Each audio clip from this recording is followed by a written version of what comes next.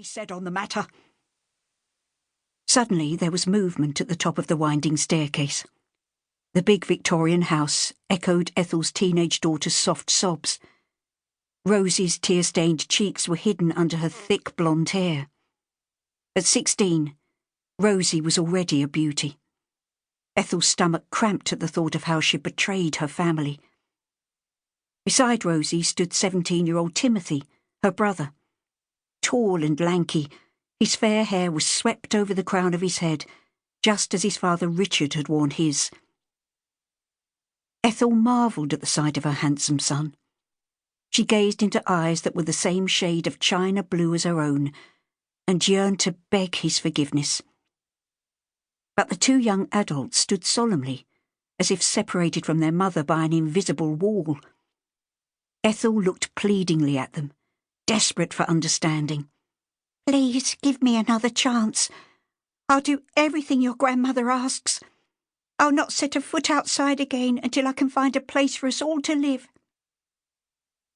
Rosie stared at her mother with sympathy and even a little concern, as if considering Ethel's heartfelt plea. A small flame of hope flickered in Ethel's heart, only to be dashed as Cora positioned herself squarely at the foot of the stairs. Folding her long arms across her chest, she held her head high. "Rosie, Timothy," she intoned in a long-suffering voice, "you know how much I've tried to help your mother in her hour of need, but now my health is suffering. Despite offering her a solution to her disgrace, she refuses to listen. It's time for you to make your choice. There is a home for you here as long as you want it. But if you leave today, then I shall wash my hands of the whole sordid affair." She took out her handkerchief and dabbed at her nose. Ethel was trembling violently as she stood by the open door. A chill winter breeze gusted in from the street, causing the baby to cough. "Surely Rosie and Timothy will join me," Ethel thought incredulously. Wasn't it obvious that Cora was trying to drive a wedge between them? Ethel's wait was long and agonising. The seconds laboured into minutes until Ethel could stand it no longer. "Rosie, Timothy, we're a family," she beseeched for the last time. "I know I did wrong, but I love you and need you with me." Earnestly she stared into her son's eyes, willing him to come down the stairs and stand at her side. For wasn't the love between a mother and her children unbreakable?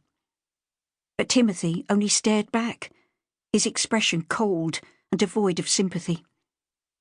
Ethel knew then that the son she had reared and comforted in the face of Richard's self-neglect was about to disown her. "Timothy!" Ethel screamed as he turned his back and walked away. "Mum?" Rosie's voice was soft, her eyes brimming with tears. "Timothy is heartbroken. I am too. Can't you see that?" Yes, of course I can," Ethel agreed desperately. "And I've vowed to make it up to you every day of your lives. In time you'll understand. You'll even grow to love your little brother. I know you will."